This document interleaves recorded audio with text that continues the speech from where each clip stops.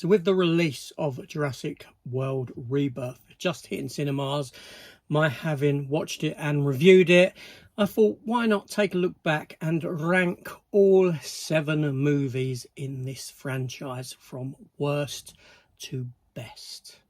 My opinion only. Let's do it.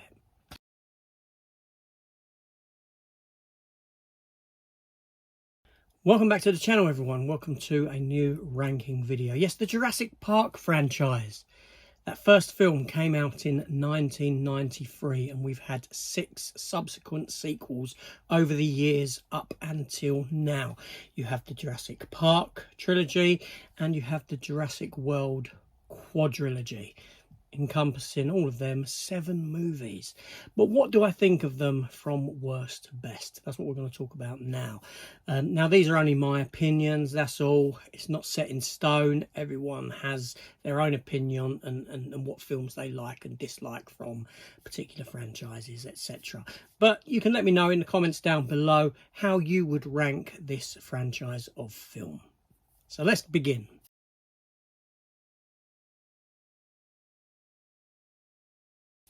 So that 7th spot, my least favourite Jurassic Park movie, has to be given to this new one. Most definitely, Jurassic Park Rebirth.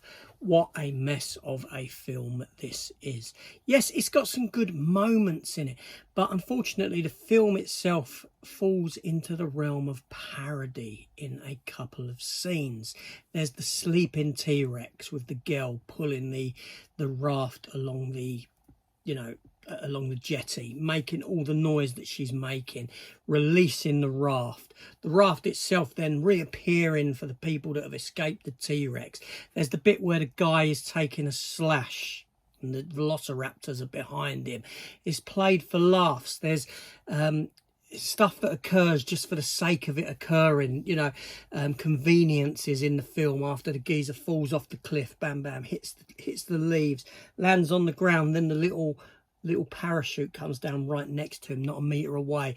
I said that was going to happen during that scene as it was playing out. I said to the wife, you watch, that will land by his damn feet. Seriously, this film is the most egregious thing about this film is that there's hardly any interesting characters in it, and some of the narrative seems so forced. The family that's put into it, the family that's on that yacht, that then they didn't even need to be there. They didn't need to be in the narrative of this film. This is not a good film, and it's verged into the parody territory for this franchise. So 6th spot is Jurassic World Dominion. Yes, the previous film to this one.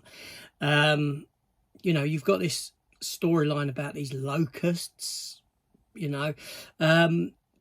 not a good film. It's not a good film. Again, you've got the old cast meeting with the new cast.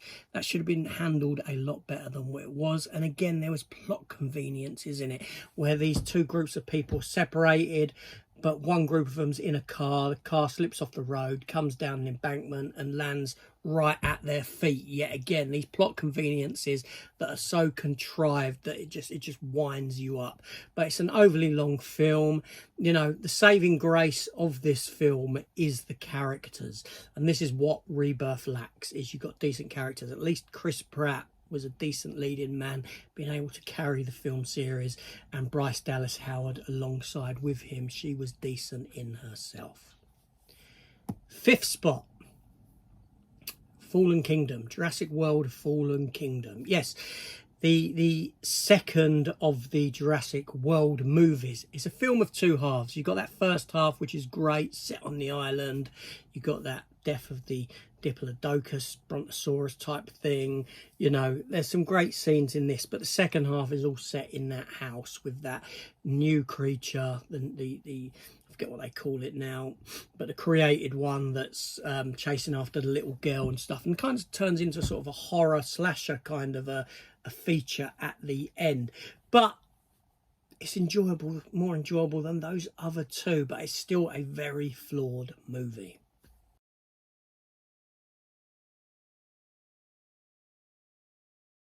Now stepping down into the 4th spot. Now this is where I put the Lost World Jurassic Park. you know, and it pains me to do that. Steven Spielberg's sequel. Now, this is an overly long, convoluted movie. You know, it is too long, far too much going on. And again, the most egregious thing about this movie is that tacked on ending. Seriously, you know, what's that all about? And what happened to the pilot of that boat, the pilotman of that boat? You know, how did the T-Rex kill him? It's in the hold. What the hell has gone on there? You know, characters disappear at this point of the film. The Vince Vaughn character, the Pete Postlethwaite character goes off. Shame we didn't ever see more of him in the franchise. I know he passed away. But yeah, and even Ian Malcolm, he isn't played the same. Jeff Goldblum, he doesn't play the character the same as he did in that first film. It's like it's a completely written different character. You got the stuff with his daughter there on the island. Yeah, it's, you know, it's got some great action set pieces though. That's the thing, and it does look good. It looks good, but it's a struggle of a movie to actually get through for me. There we go. And then we have the third spot, and I've got to give that to Jurassic Park 3. Now, this was much maligned when it came out because it wasn't Spielberg, you know, and it's a much shorter film. It's a much tighter film, and it does kind of end very abruptly. But that aside, it's not a bad film on a rewatch. It's far easier to rewatch than some of these other films that came after it, especially Part 2 and a couple of the Jurassic World movies. You know, characters therein. You got Alan Grant returning, which is great. You got Tia Leone, she does a good job. William H. Macy, you know, and again, you got some good action set pieces with certain dinosaurs in the film. Second spot goes to Jurassic World.